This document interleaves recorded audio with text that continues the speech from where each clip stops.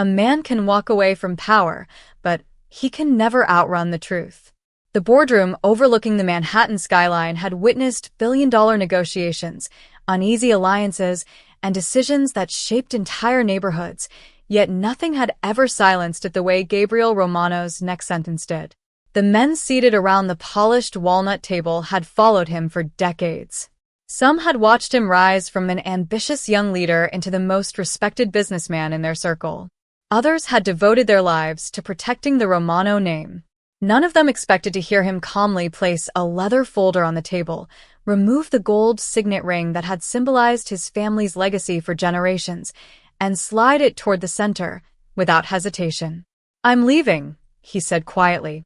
Nobody moved. Nobody even breathed. Outside, late afternoon sunlight reflected across the glass towers of Midtown, turning the city into a sea of gold, but inside the room every face had gone pale with disbelief. One advisor laughed nervously, convinced it had to be another loyalty test. Another searched Gabriel's expression for the slightest hint of irony. There was none. His charcoal suit remained perfectly tailored, his posture steady, his voice calm enough to make the announcement feel even heavier. Effective today, the Romano family will choose a new leader. The words landed like stones in still water. Questions flooded the room all at once, but Gabriel raised a single hand, and silence returned instantly. For years, that simple gesture had ended arguments before they began. Today, it carried something entirely different. Not authority, acceptance. "You built everything," one elderly advisor finally whispered. "Why would you walk away now?" Gabriel's eyes drifted toward the windows instead of answering. Far below, yellow taxis crawled through traffic while ordinary people hurried home after work. Children laughed in a nearby park. Couples crossed busy intersections carrying grocery bags. For the first time in years, those ordinary lives looked more valuable than everything he possessed. Because of her, he thought. Naomi Carter had entered his world 8 months earlier. Wearing a simple housekeeping uniform and comfortable shoes that squeaked softly against marble floors. She had never asked for attention, never chased approval, never treated his wealth as something extraordinary. She greeted every employee by name, remembered birthdays no one else noticed, and somehow made the enormous Romano estate feel less like a monument to success and more like a place where people still mattered. She had become the only person capable of making Gabriel forget the endless responsibilities waiting outside his office door. He had already decided that she was worth leaving everything behind. What none of the people surrounding that conference table knew was that only 1 hour earlier, a sealed envelope had arrived bearing a faded government seal and a name Gabriel had never expected to see connected to the woman he loved. Inside rested a decades-old document, a photograph with worn edges, and a handwritten letter that ended with one chilling sentence. "If Naomi Carter ever learns the truth, the Romano family will never be the same again." Gabriel closed his eyes for only a moment before opening them with quiet resolve. Whatever waited inside that secret had already changed the course of his life, and before the sun disappeared behind the New York skyline, it would force him to choose between the family that had given him everything and the woman who had unknowingly captured his heart. 8 months earlier, the Romano estate stood on a quiet stretch of Long Island where towering oak trees shielded the sprawling property from curious eyes and the Atlantic breeze carried the scent of salt through perfectly trimmed gardens.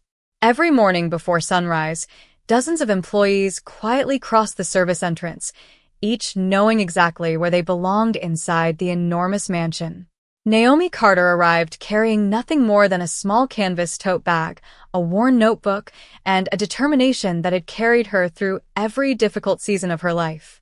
At 28 years old, she had worked in hotels, hospitals, and private homes across New York, always leaving places cleaner than she found them and never expecting anyone to remember her name. The Romano estate was different. Everything sparkled with impossible precision. Marble floors reflected crystal chandeliers. Family portraits stretched across grand hallways.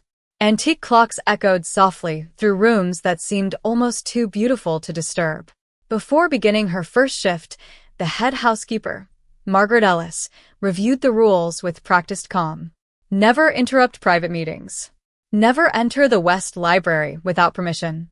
Never ask questions about family business. Most importantly, avoid drawing attention to yourself. Naomi simply nodded. She had never been interested in attention. Invisible people, she believed, often noticed the things everyone else overlooked.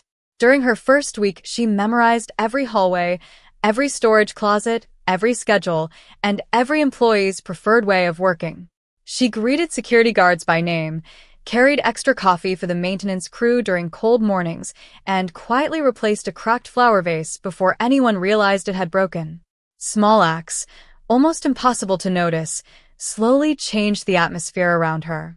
Employees who rarely smiled began exchanging friendly greetings. The kitchen staff laughed a little more during breakfast preparations. Even Margaret found herself relying on Naomi without realizing it. Gabriel Romano noticed none of this at first. His days began before dawn with meetings, charity foundations, investment reports, and endless responsibilities that followed him from one room to another. To him, the housekeeping staff blended naturally into the background, as they preferred. Yet one rainy Tuesday afternoon, everything shifted because of something remarkably ordinary.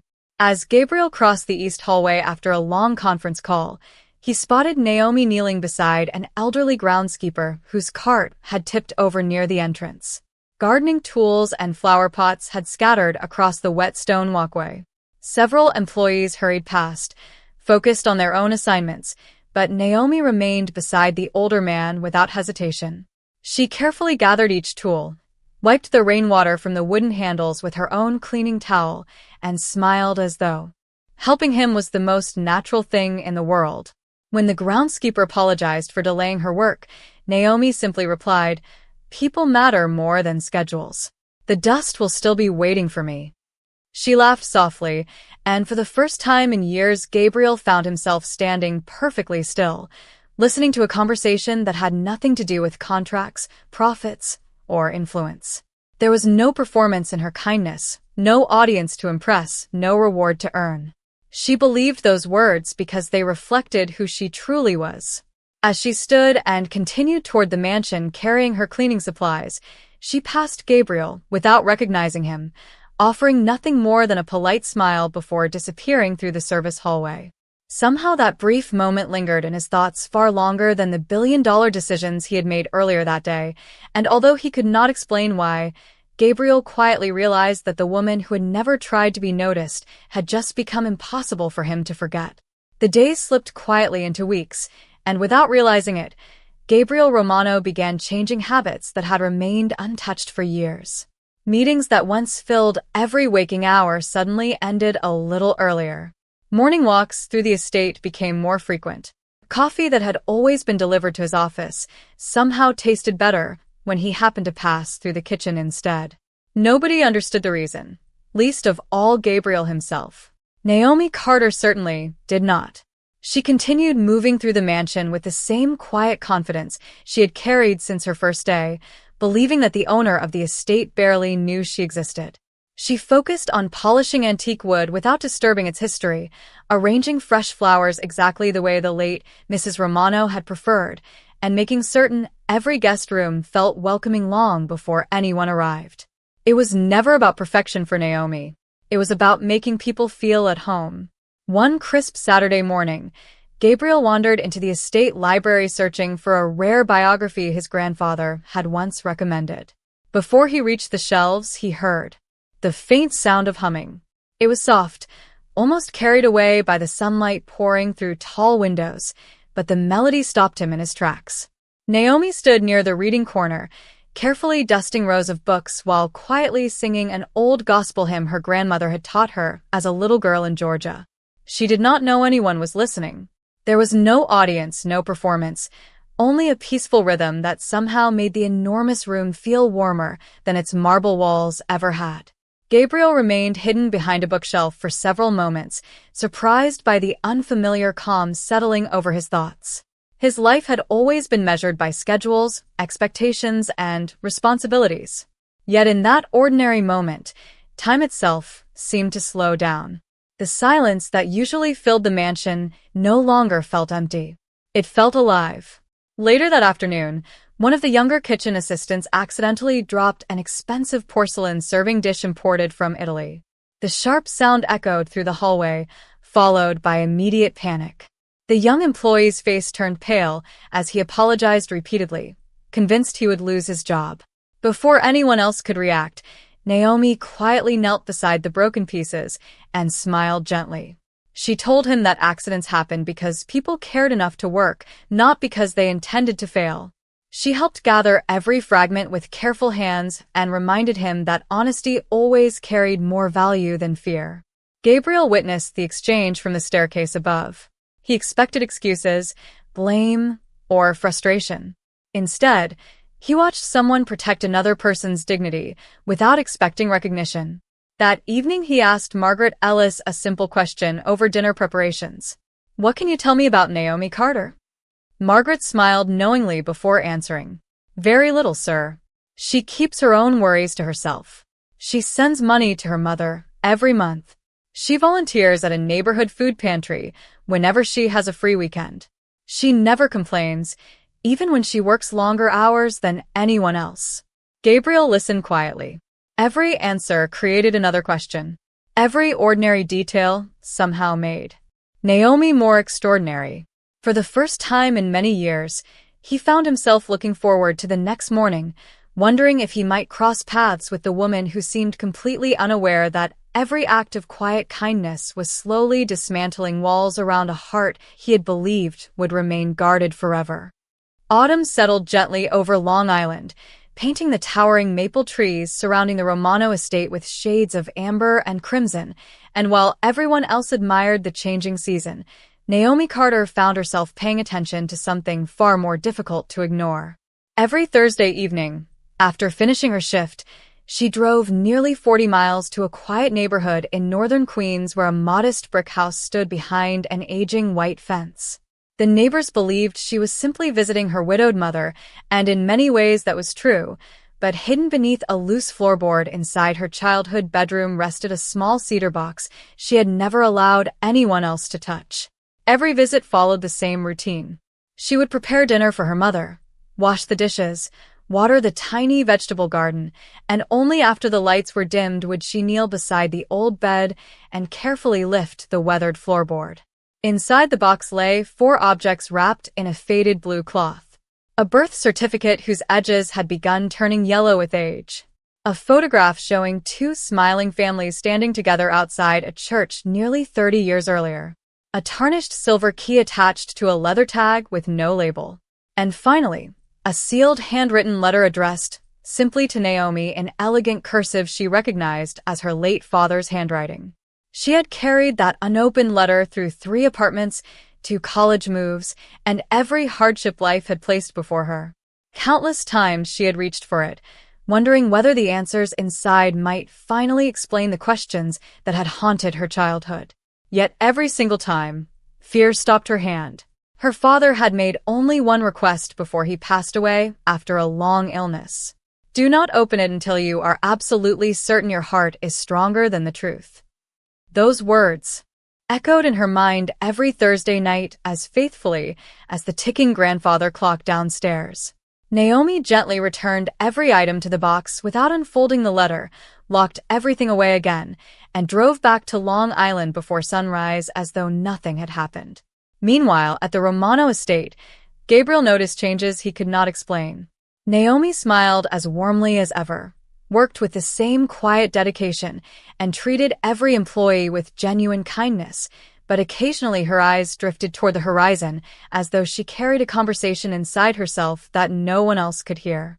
Once, while arranging fresh white lilies in the entrance hall, she absent-mindedly touched the silver necklace she always wore beneath her uniform before quickly letting it disappear beneath the fabric again.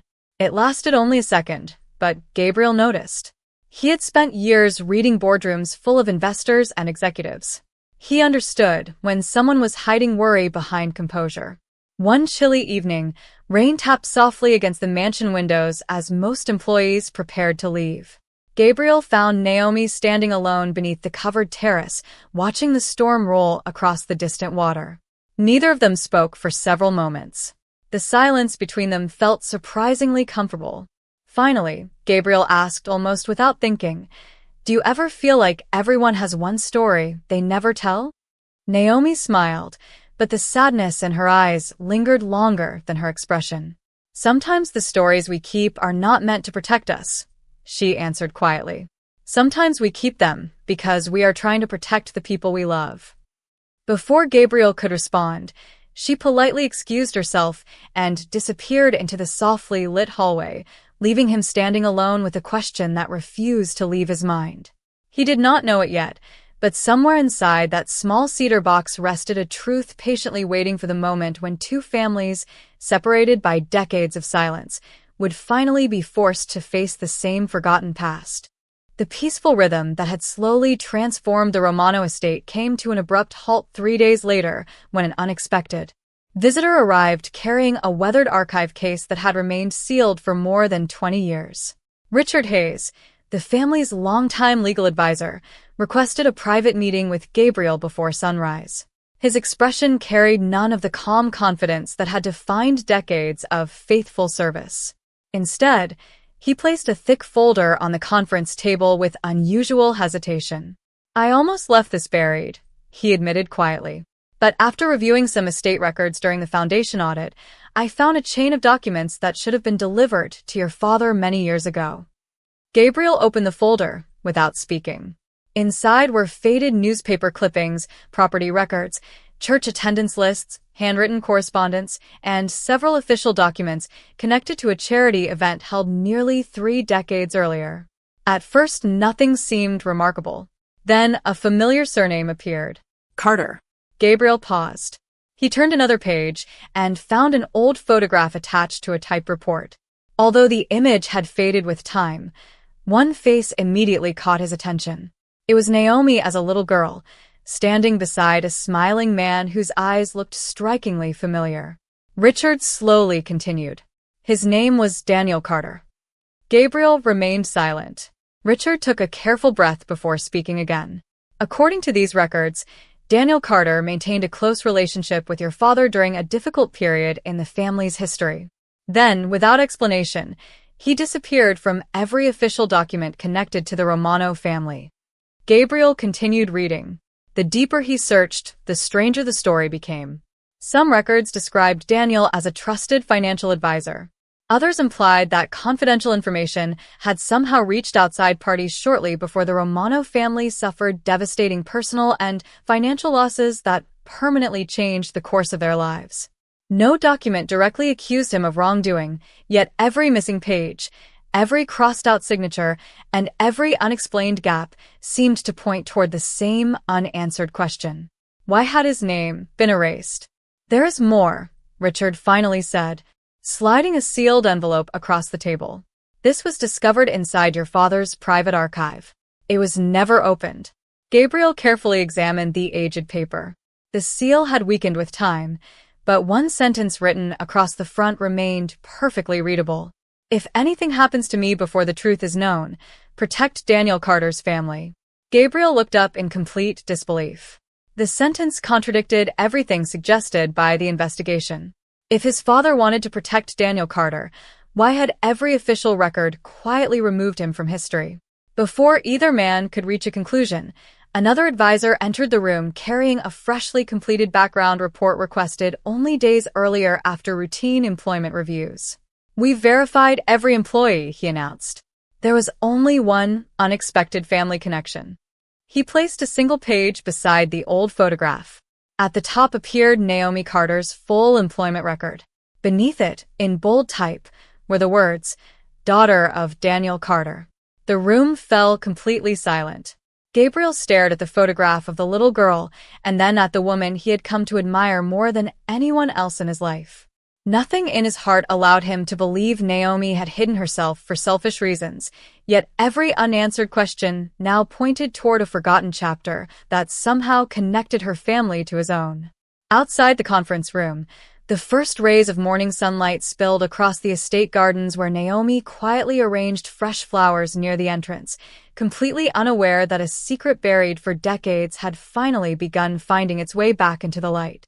From that morning forward, Gabriel Romano carried the weight of the discovery in complete silence. Every conversation sounded distant. Every meeting felt unimportant. He reviewed the documents repeatedly, hoping each new reading would reveal a mistake, yet the unanswered questions only multiplied. Richard Hayes quietly continued searching through forgotten archives while several senior advisors reached their own conclusions long before the evidence was complete. By the end of the week, whispers had spread through the inner circle. Naomi Carter was no longer seen as the kind woman who brightened the estate with quiet compassion. To them, she had become an uncomfortable reminder of a chapter everyone believed had been buried forever. During a private dinner in the estate's formal dining room, the advisors spoke with unusual urgency. One insisted that Naomi should be dismissed immediately before reporters or business rivals discovered the connection. Another argued that keeping her at the estate would only invite unnecessary speculation. A third calmly suggested that the family's reputation had survived for generations because difficult decisions were never delayed. Throughout the discussion, Gabriel remained perfectly still, listening without interruption. When the room finally fell silent, every pair of eyes turned toward him, waiting for the order they assumed would come. Instead, Gabriel slowly placed his glass on the table and answered with a calmness that surprised even himself. "No one is making any decision until we know the truth." One advisor leaned forward with visible frustration. "The truth is already sitting in those files." Gabriel gently shook his head. No. "Those files contain questions. I will not allow anyone to be judged by missing pages and assumptions." His words ended the meeting, but they did not end the growing tension. The following afternoon, Gabriel walked through the estate gardens where golden leaves drifted across the stone paths in the cool October breeze. He found Naomi carefully trimming roses near the fountain, completely unaware of the conversations surrounding her. She looked up, smiled warmly, and greeted him with the same natural kindness she had shown since the day they met. Nothing about her expression suggested deception. Nothing in her voice hinted that she was hiding dangerous intentions. Yet Gabriel now carried knowledge that stood silently between them. As they walked together through the garden, Naomi spoke about simple things. She mentioned that one of the elderly kitchen employees would soon celebrate his 70th birthday and suggested organizing a small surprise luncheon because she knew he would never ask for recognition himself. Gabriel listened carefully. Even while unknowingly standing at the center of growing suspicion, Naomi continued thinking first about someone else's happiness. That quiet generosity made the unanswered mystery even harder to understand. Before they reached the end of the pathway, Naomi hesitated for a moment. "May I ask you something?" she said softly. Gabriel nodded. "Have you ever felt that life keeps bringing you closer to a door you are afraid to open?" The question caught him completely off guard. He searched her face, wondering if she somehow knew about the hidden documents, but her eyes reflected only sincere uncertainty. "Every day," he admitted. Naomi smiled gently, though concern lingered behind her eyes. "I think I am getting close to mine." As evening settled over the estate and the first lights appeared inside the mansion, Gabriel watched her walk toward the service entrance, carrying nothing except her small canvas bag. He realized that the greatest decision of his life no longer involved wealth, influence, or family expectations. It required discovering whether the woman who had quietly transformed his heart was carrying the key to an old misunderstanding or the truth that would finally set two families free. The answer arrived on a quiet Sunday afternoon when the Romano estate stood unusually still beneath a gray autumn sky. Most of the staff had the day off, and Naomi had driven to Queens after attending church with her mother. Something about Gabriel's words from the garden lingered in her heart, making her father's final request feel heavier than ever before. For the first time in nearly 20 years, she carried the small cedar box into the living room instead of returning it beneath the floorboards. Her mother watched silently from the window, recognizing the expression on her daughter's face without needing a single explanation. Naomi carefully unfolded the faded blue cloth, rested her trembling hand upon the sealed letter, and whispered, "I think I am finally ready." The old paper separated with surprising ease, as though it had been waiting patiently for this exact moment. Her father's handwriting remained steady and elegant, despite the years that had passed. He began not with fear but with love, thanking his daughter for choosing kindness over bitterness and asking her to remember that truth sometimes arrived long after justice had disappeared. As Naomi continued reading, tears quietly filled her eyes. Daniel Carter revealed that he had never betrayed the Romano family. Instead, he had discovered that someone inside the family's trusted inner circle had been secretly manipulating financial records while blaming innocent people whenever questions arose. Daniel had gathered evidence intending to protect Gabriel's father before the deception destroyed everything they had built together. But before he could expose the truth publicly, he realized the guilty individual possessed enough influence to erase documents, silence witnesses through intimidation, and rewrite history without leaving obvious traces. Fearing for both families, Daniel entrusted the evidence to someone he believed he could trust and wrote the letter Naomi now held in her hands. At the very end appeared one final sentence that stole her breath. "If you ever meet Gabriel Romano, tell him his father never stopped believing in me." At that very moment, nearly 40 miles away, Richard Hayes hurried into Gabriel's study carrying another forgotten archive recovered from an abandoned storage room beneath the family's original offices in Brooklyn. Hidden inside an unmarked ledger was a series of handwritten notes made by Gabriel's father during the final months before his death. Every page pointed toward the same unsettling conclusion. Daniel Carter had repeatedly warned him about irregular transactions authorized by a senior family advisor. One name appeared again and again beside those warnings: Victor Langford. Gabriel stared at the familiar signature in disbelief. Victor had spent more than 25 years serving as one of the Romano family's most respected advisors. He attended every holiday dinner, every foundation event, and every important family meeting. He had comforted Gabriel after his father's passing and often spoke about loyalty as though it were life's greatest virtue.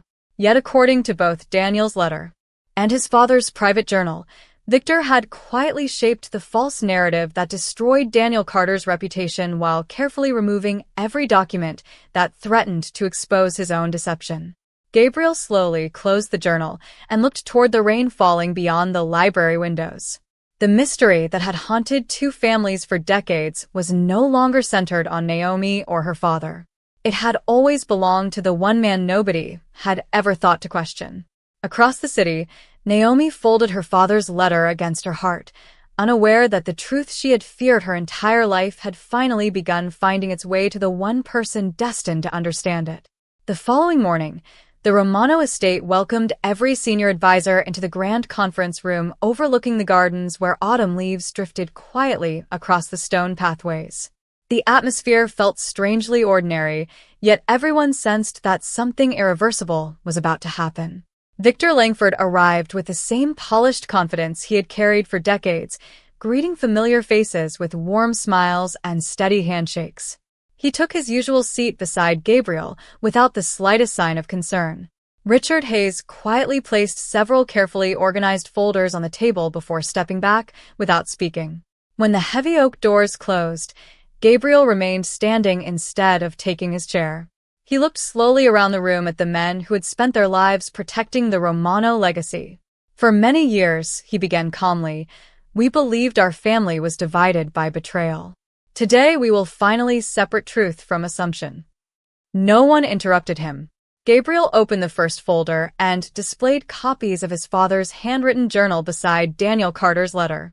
Each page confirmed the other with remarkable precision. Dates matched. Conversations matched. Warnings matched. Richard then presented additional financial records recovered from the forgotten Brooklyn archive, revealing that important documents had quietly disappeared only after passing through one office. Every trail ended with the same signature. Victor Langford's smile slowly faded as the room grew silent.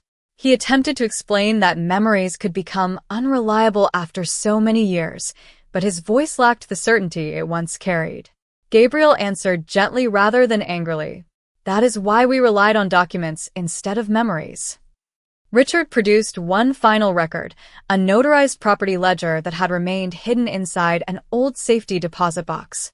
It established an undeniable timeline showing that Daniel Carter had been meeting privately with Gabriel's father to expose accounting irregularities rather than creating them. More importantly, It revealed that Victor had quietly redirected key files before the internal review could ever be completed. No accusations needed dramatic speeches. The evidence spoke with quiet clarity. Around the table, expressions changed from disbelief to disappointment. Men who had defended Victor for years lowered their eyes in silence. After several long moments, Victor removed his reading glasses, looked toward Gabriel, and admitted that fear had led him to protect his own reputation instead of correcting a terrible misunderstanding when he still had the chance. He acknowledged that every year he delayed the truth only made it harder to reveal. The room remained perfectly still. Gabriel closed the final folder and spoke with a calmness that surprised everyone present. Justice is not built by destroying another life. It begins by restoring the dignity that should never have been taken away. That afternoon, Gabriel drove alone to the small brick house in Queens, carrying nothing except the 2 letters that had changed everything. Naomi opened the front door expecting an ordinary visit, but immediately recognized the emotion in his eyes. Without saying a word, Gabriel handed her his father's journal beside Daniel Carter's letter. Naomi read quietly while tears gathered once again. When she finished, Gabriel looked at her with complete sincerity. Your father tried to protect my family. Mine failed to protect his name. That ends today. For the first time since she had been a little girl, Naomi felt the burden she had carried for nearly 2 decades begin to lift. Outside, the late afternoon sun broke through the clouds, casting warm light across the small front porch where 2 families, once separated by silence and misunderstanding, finally stood on the same side of the truth. Several months later, winter gave way to the first warm days of spring, and the Romano estate looked different in ways that could not be measured by its gardens or restored buildings. The greatest change had taken place inside the people who called it home. Employees no longer whispered when Naomi Carter walked through the halls. They greeted her with genuine respect, not because of the truth that had finally been uncovered, but because they realized she had never allowed pain to become bitterness. Gabriel Romano watched those quiet moments with a sense of gratitude he had never experienced during years spent pursuing influence and success. The burden that had followed his family for decades had finally been lifted, yet instead of feeling victorious, he felt humbled. One clear morning, he invited every employee, advisor, and foundation director to gather in the estate courtyard beneath the blooming cherry trees. There were no elaborate decorations, no dramatic speeches, and no celebration of power. Standing before the people who had shared so much of his family's journey, Gabriel held the Romano signet ring in his hand one final time.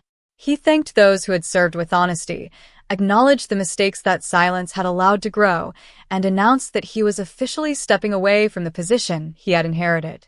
Leadership of the family's businesses would be entrusted to a newly formed board committed to transparency, community investment, and charitable work. The applause that followed was quiet but heartfelt.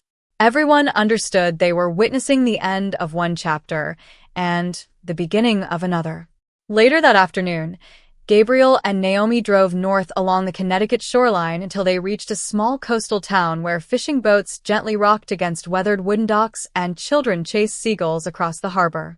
Weeks earlier, they had purchased a modest brick building on the corner of Main Street.